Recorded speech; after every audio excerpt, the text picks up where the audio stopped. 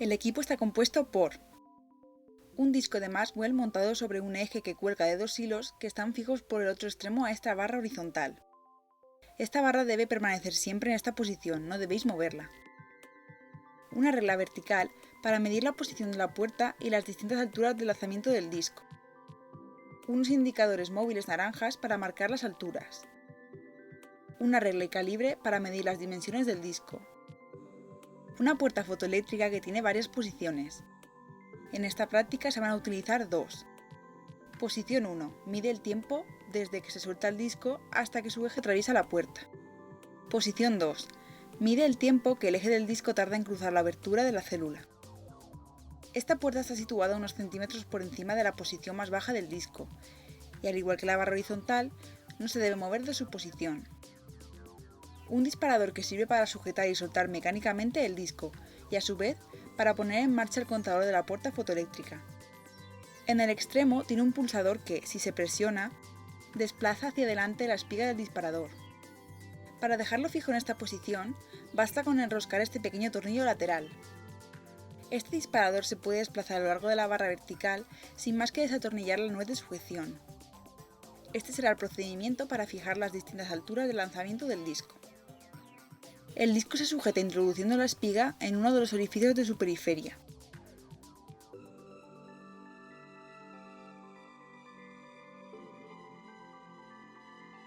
Conecta la fuente de alimentación de la puerta fotoeléctrica. Elige tu altura máxima de lanzamiento. Para ello debes tener en cuenta que el disco se sujeta en el eje del disparador y que, por tanto, hay que dejar espacio para que la corona exterior del disco no toque la barra horizontal de la que cuelgan los hilos. Sitúa el disparador en dicha posición. Pulsa el disparador y fija su posición mediante el tornillo lateral. Marca con los indicadores naranjas la altura vertical de la puerta y del eje del disparador. Anota ambas alturas, ya que el espacio recorrido por el centro de masas del disco vendrá dado por la diferencia entre ambas.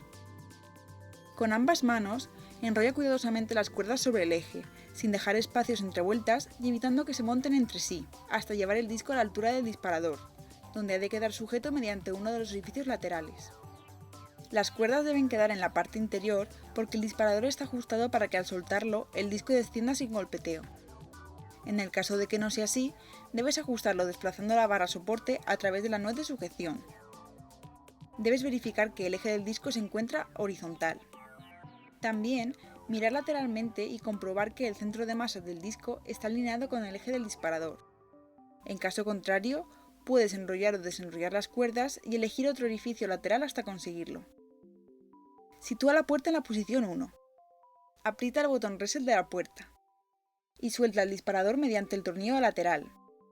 El disco debe descender suavemente, sin rozamiento con la espiga del disparador y de forma que su eje permanezca horizontal en todo momento.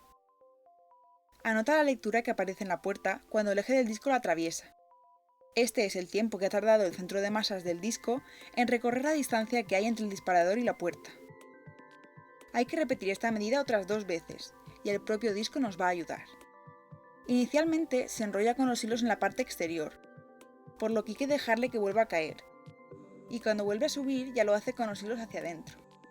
Lógicamente ha perdido energía, por lo que tendremos que ayudarle para sujetarlo de nuevo al disparador.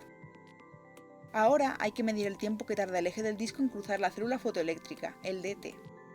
Sin variar la posición del disparador, se coloca la puerta en la posición 2 y se repite el proceso anterior para tomar las 3 medidas de este diferencial de tiempo. Únicamente hay que tener en cuenta que en esta posición el contador no se para, sino que suma las distintas medidas y únicamente nos interesa notar la primera, la que se indica en la caída inicial. Así pues, atentos a esta primera medida.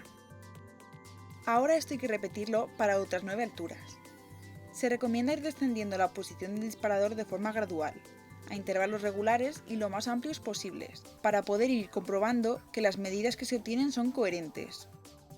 Una vez finalizada la medida de tiempos, únicamente resta tomar todas las dimensiones del disco, incluido su eje. Son las medidas con las que podréis calcular su volumen y su momento de inercia. Para ello disponéis de un calibre y de una regla. Para terminar, recordad anotar la medida más pequeña de todos los aparatos de medida. Lo necesitáis para el cálculo de errores.